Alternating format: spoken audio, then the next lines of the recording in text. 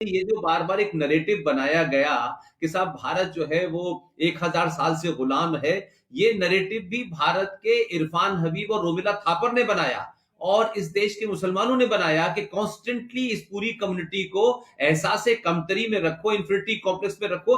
जबकि जबकि ओमेन जी का कहना है कि हम इस तरीके से गुलाम नहीं रहे हैं, कभी भारत में मुगलों का पूरा राज नहीं हुआ है, और जो बहुत सारी लड़ाइयों, खासतौर से जो राजस्थान की बहुत से युद्ध थे, उसके बारे में कुछ नई रोशनी जो है डॉक्टर ओमेन जी बार बार कहते रहे। डॉक्टर साहब, आप जरा सा अपनी बात बताएं। मैं जैसे निवेदन कर रहा था ललित भाई के आने से पहले कि महाराणा हमीर सिंह जी ने मोहम्मद बिन तुगलक को 6 महीने कैद करके रखा।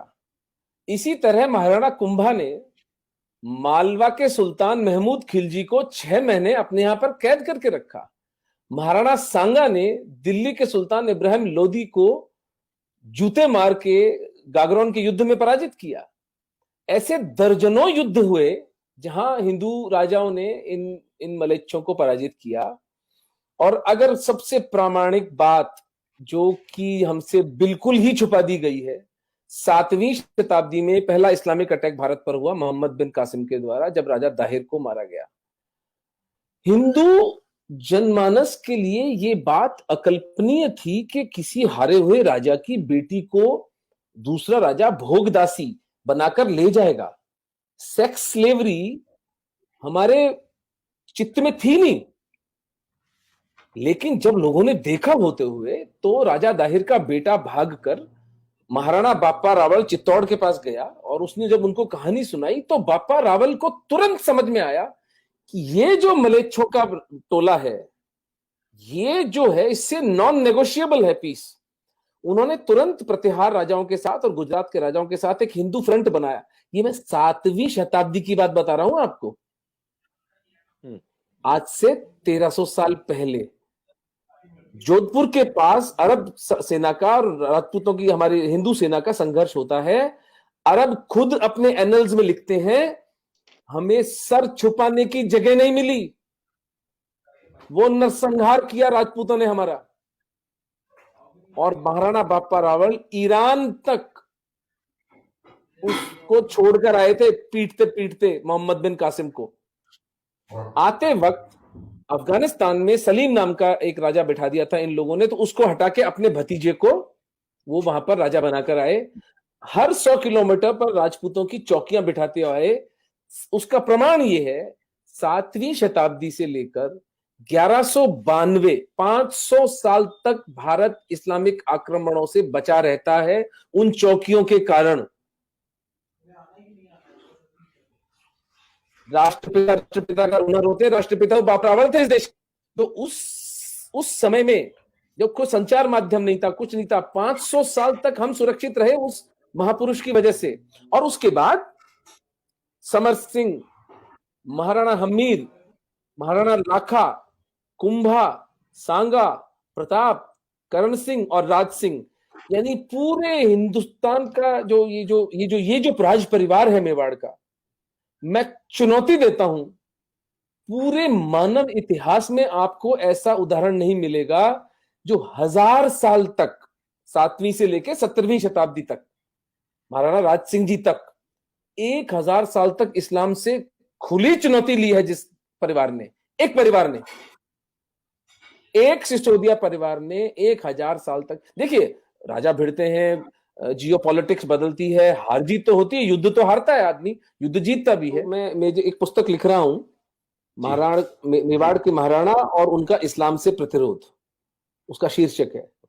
तो उसमें मैंने जो एक चैप्टर जो है पूरा इस पर लिखा है कि द लाई कॉल्ड दिल्ली सल्तनत, दिल्ली सल्तनत नाम का झूठ, और मुगल एम्पायर भी झूठ ही था। देखिए एम्पायर जब होता है ना कहीं, तो वो क्या उसके मानक होते हैं, वहां कोई टैक्सेशन हो, वहां पर कोई आर्ट हो, कोई कॉमर्स हो, ट्रेड रूट्स हो, वहां के लोगों के क्या लिटरेचर पे कंट्रीब्यूशन था, आपको मिलता है कोई 150 साल के मुगलों के राज के अंदर? आपको सिवाय इसके कि कभी दक्षिण में रिबेलियन हो रहा था, कभी आसाम के अहोम कर रहे थे, कभी कलिंग में हो रहा था, कभी अफगानिस्तान में हो रहा था, कभी मेवाड़ में हो रहा था, कभी पंजाब में हो रहा था, कभी कश्मीर में हो रहा था, कभी सिंध में हो रहा था। ये सिर्फ इस देश को अन्य अन्य हिंदू राजाओं के साथ मिलकर मैनेज कर रहे थे, जिसको कि मुगल एम्पायर कहा गया। यानी झूठ की भी कोई सीमा होती है। और दिल्ली सल्तनत वॉज अ जोक। मेहरौली से लेकर और यमुना तक का राजा थे, और ये लुटेरे थे, ये कोई क्रिएटिविटी इनकी थी नहीं। मर्सनरीज थे, पैसे के लिए लोगों की हत्याएं करते थे, लोगों को मार डालते थे, स्त्रियों का शोषण इनका धंधा था। और हिंदुओं को ये बात अच्छी तरह समझ में आई, और हम कभी गुलाम नहीं रहे, एक क्षण के लिए हम गुलाम नहीं रहे।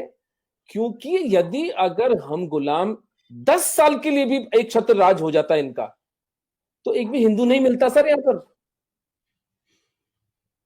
जो प्रताप की महानता निकल कर आती है वो इस बात से निकल कर आती है कि उन्होंने अपना भाला, अपनी तलवार, अपना बिगुल तब बजाया जब वो नितांत एकाकी रह गए थे।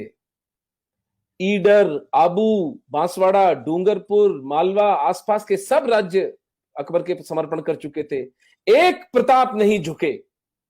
आज अगर हम हिंदू हैं तो एक प्रताप के कारण। तो ये कहना कि भारत में हिंदू जो थे 1000 साल गुलाम रहे, भैया पर्शिया गुलाम हुआ था जो ईरान बन गया, मेसोपोटामिया गुलाम हुआ था तो इराक बन गया, इजिप्शियन सिविलाइजेशन गति देख लो उसकी क्या हुई है। आज 100 करोड़ हिंदू हैं तो इसलिए है क्योंकि हमारे पुरखों ने रक्त रंजित संघर्ष किया, इस माफिया के असली स्वरूप को पहचाना और उसका सशक्त, सबल, सशक्त प्रतिकार किया। ये तो पिछले 70 साल में इन मलेच्छों ने क्या किया कि उसका भी मैं एनालिसिस कर रहा था कि 47 से लेकर 77 तक 5 हमारे जो शिक्षा मंत्री थे वो शांतिदूत थे, जिसमें वो मदरसा छाप आजाद था, फिर वो नूरुल हसन, फिर वो हुमायूं कबीर, फखरुद्दीन अली अहमद, एमसी चागला। तो अब आपको आश्चर्य होता है कि आपकी हिस्ट्री से हमीर सिंह और कुंभा का नाम ही गायब है, और प्रताप को एक भगोड़ा कहा जाता है। प्रताप का असली युद्ध हुआ था दिवेर में 1583 में, 7 साल बाद हल्दी घाटी के, जहां उन्होंने 36,000 मुगलों को 3 दिन में काटा था, और पूरा का पूरा मेवाड़ प्रताप ने वापस पुनः ग्रहित कर लिया था दुनिया की सबसे पावरफुल मुगल एम्पायर से, सो कॉल्ड पावरफुल। तो ये सत्य है। अब इसको से निकाल दीजिए कि आप गुलाम रहे थे, हम गुलाम रहे थे, हम कभी गुलाम नहीं रहे। और जब उतनी भयंकर विपरीत परिस्थितियों में हम गुलाम नहीं रहे, तो आज तो हिंदू कहां कहां नहीं पहुंचे हुए हैं। अब केवल इस बात की आवश्यकता है कि हम कनेक्ट करें एक दूसरे के साथ, हम अपने रिसोर्सेस को पूल इन करें, धर्मांश दें, एक दूसरे का सहायक बने। नैरेटिव का वॉर अच्छी तरह संजय दीक्षित सर, पुष्पेंद्र कुलशेष जी, कितने प्यारे प्यारे लोग अपना सर्वस्व दांव पर लगाकर लड़ रहे हैं। अब तो it's a matter of time कि हम इनको पराजित करें। They will not know what hit them.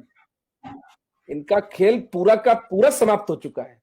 जो दुख हमारी बच्चियों को, जो दुख हमारे कश्मीरी पंडितों को उठाने थे वो उठा चुके। हाथ जोड़कर, सर झुकाकर क्षमा मांग सकता हूं, लेकिन अब यह सिलसिला समाप्त है। अब सनातन धर्म पुनर्जीवित और पुनर्विजयी होकर रहेगा, कोई विकल्प ही नहीं है।